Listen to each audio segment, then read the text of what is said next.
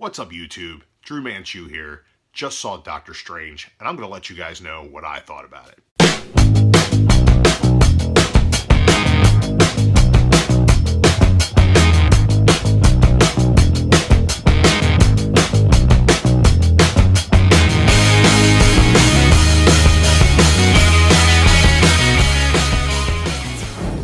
I don't plan on going too in-depth into any spoiler territory, but there are a couple surprises and twists and turns along the way, and I'm not going to tiptoe around those in this review. So, spoiler warning, if you want to experience all those twists and turns for yourself, go see the movie before you watch this video. Doctor Strange is the tale of Stephen Strange, a fantastic surgeon who is injured in an accident, loses the use of his hands, and through a search for a remedy, finds the mystic arts. Now, as far as the MCU as a whole, we don't really get too much information on when Doctor Strange is set. There are a few nods here and there to show us that this is an interconnected world, but the movie itself seems to occur over the course of some time. We do get a mention of the Avengers, so at that point in the story you realize that it's obviously post the Battle of New York.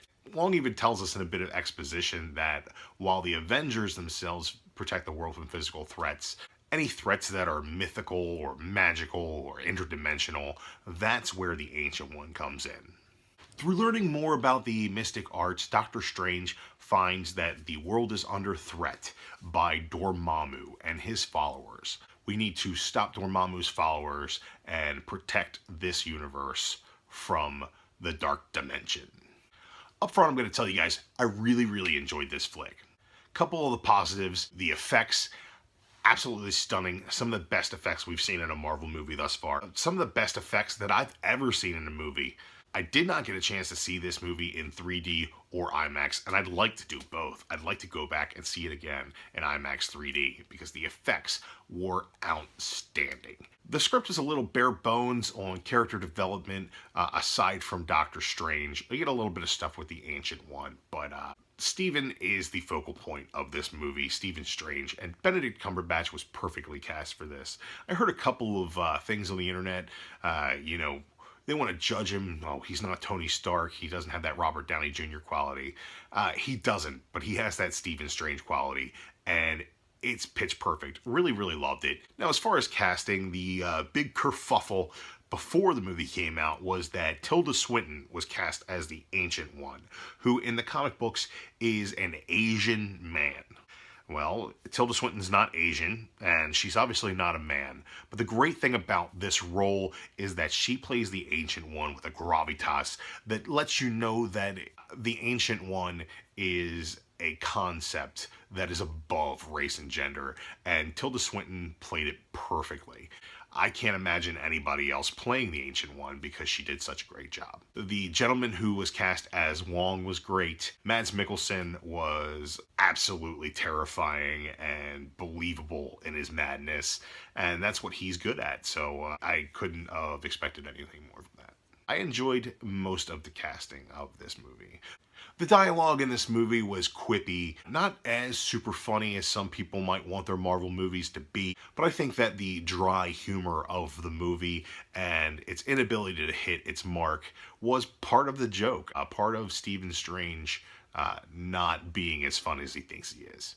It was a bit exposition heavy, but mixed with a lot of great action, and the great action was set upon the backdrop of some really great effects. Really fun movie to watch. Really fun movie to watch. Super trippy and all over the place, but so much fun to watch.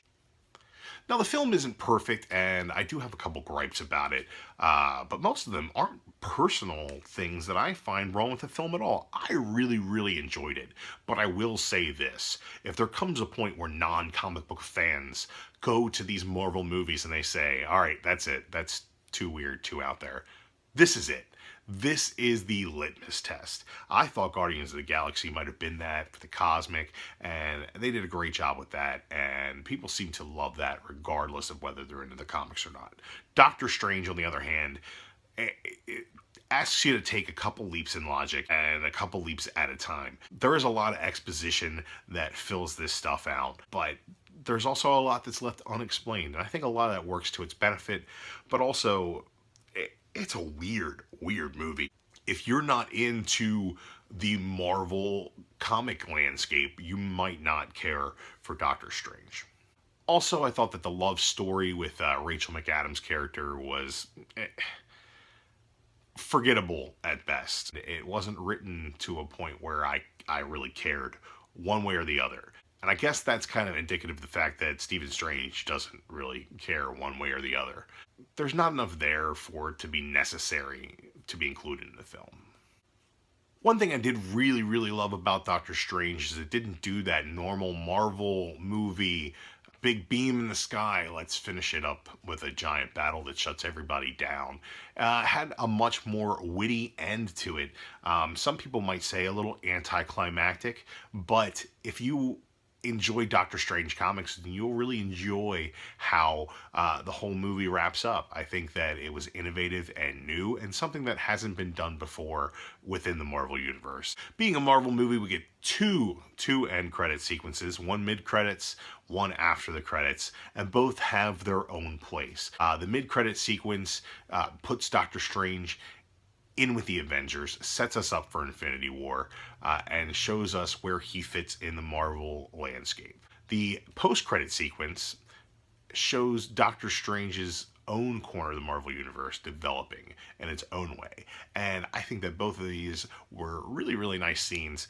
Nothing as exciting as seeing Nick Fury at the end of Iron Man or Thor's hammer at the end of Iron Man 2, but still some really great stuff. And I think a little step away from the current run they've been doing where they just show you a clip from the next movie. Overall, I had a really good time watching Doctor Strange. I thought the casting was great, the dialogue was killer, the effects were out of this world, but I do see how some folks can see this as a jump the shark moment for the Marvel Cinematic Universe.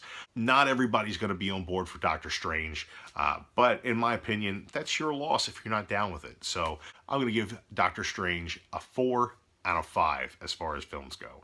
Fantastic stuff. You should go see it. And I want to go back and see it in 3D and IMAX.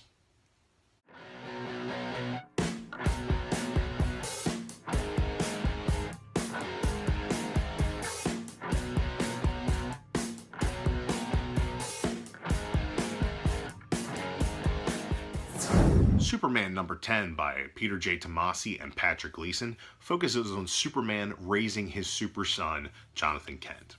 In issue number 10, Peter J. Tomasi gives us the first encounter between the two super sons, the son of Batman, Damian Wayne, and the son of Superman, Superboy, Jonathan Kent. This is absolutely fantastic. Tomasi did a great job when he was working on Son of Batman and Batman and Robin during the New 52 run, and he's doing a fantastic job bringing Damian Wayne in to meet Jonathan Kent in this issue. Batman and Superman commiserate over raising unruly boys, set against the backdrop of some fantastic, vibrant, and action-packed art by Gleason. This is just really good stuff. Superman number 10 gets a 4.5 out of 5. Drawn by Oliver Coipel and written by Jason Aaron, the Unworthy Thor number 1 gives us an opportunity to see what is Odinson up to these days. During the events of Original Sin, Nick Fury whispered words in the ears of Odinson, which rendered him unworthy and unable to wield Mjolnir any longer. Since then, Jane Foster has picked up the hammer and also the mantle of Thor, and Odinson has bopped around the cosmos, aimless and purposeless. In Unworthy Thor number 1, Jason Aaron has the same character, Nick Fury, this time as the Unseen, let Odinson know that there is another hammer. Yes, it appears that through the events of Thor's and Secret Wars, the Ultimate Universe's Thor hammer has somehow ended up in our universe. With a fire in his belly, Odinson is now off to find this hammer and reclaim the mantle of Thor. Issue number 1 gives us some great character moments with Odinson questioning himself, while at the same time giving us some great action of him demolishing some trolls. The art is beautiful and kinetic, and I really enjoyed the fact that we got an opportunity to spend some time with Beta Ray Bill. Odinson is on his way back up, and I can't wait to see Jason Aaron's take on this redemption story. Unworthy Thor number 1 gets a 4 out of 5. Written by Robert Kirkman with art by Charlie Adlard, The Walking Dead number 160 is the 4th installment of the 6-part series, The Whisperer War. Holy shit, guys. Walking Dead is amazing. We just got Negan in a television show. We're getting the Whisperer War right now in the comics. There's really not much more we can ask for. Charlie Adlard's art is absolutely consistent in this book. One of the most consistent artists in the business. And I really enjoy Robert Kirkman's storytelling. It's some really great character moments in this book with Maggie and also with Carl as well. And the Whisperers are absolutely brutal and disgusting. And I am a big fan of where this book is going. Trust me when I say, if the television series is around long enough to get to the Whisperer War, you guys aren't ready for that shit. It's amazing. It's next level. This book is consistent every single month, and I can't recommend picking up The Walking Dead anymore. I think that Whisperer War is going places, and I can't wait to see where it ends. Walking Dead number 160 gets a 4.5 out of 5. Written by Marguerite Bennett with art by Rafael del Torre, Animosity number 3 is the story of a young girl named Jessie and her protector, a bloodhound Sandor, as they navigate their way through a post-apocalyptic world where animals have gained human consciousness. After a fantastic, stellar issue number 1, Animosity for me has really fallen off. I do like the concept and I really like the storytelling ability of Marguerite Bennett. As we've gotten into the story proper, the pace of the book has slowed to a crawl, and the characters seem to be meandering about. Rafael de la Torre's art remains fantastic, and I do have faith that Marguerite Bennett will turn things around and get this story going in the right direction. As far as issue number 3 goes, I felt a little disappointed. Overall, I'm going to give it a 2.5 out of 5. Written by David F. Walker with art by Carlos Pacheco, Occupy Avengers follows Clint Barton and Hawkeye after the events of Civil War II. Inside the pages of Civil War II, Clint Barton was responsible for taking the life of his friend Bruce Banner, the Hulk. His story was left pretty open-ended, and I was excited to see where things landed post-Civil War II, so I picked up Occupy Avengers number 1. In this story, Clint Barton is traveling around the country and trying to do his best to help the little guy. In this situation, he's investigating a water shortage, some contamination of a water source, and he's joined in this by a local sheriff's deputy, Red Wolf. Red Wolf is the Native American hero that was featured heavily in the 1872 Secret Wars book, and also got his own short-lived solo series, Red Wolf, under the banner of All New, All Different Marvel. Much like Red Wolf, this book is garbage. The art is passable. The story meanders. It goes nowhere. And I just don't care about it. I was excited to pick this book up and very surprised that it made me very disappointed. So I'm not going to go into it any further. Occupy Avengers gets a 1 out of 5. The Earth's Mightiest Heroes, The Avengers, number 1, written by Mark Waid with art by Mike Del Mundo. The young heroes of Avengers post-Civil War II have split off and formed the Champions. The Avengers are left without Tony Stark and without half their team, so they're kind of in rebuild mode. Great opportunity for Mark Waid to put a new team together.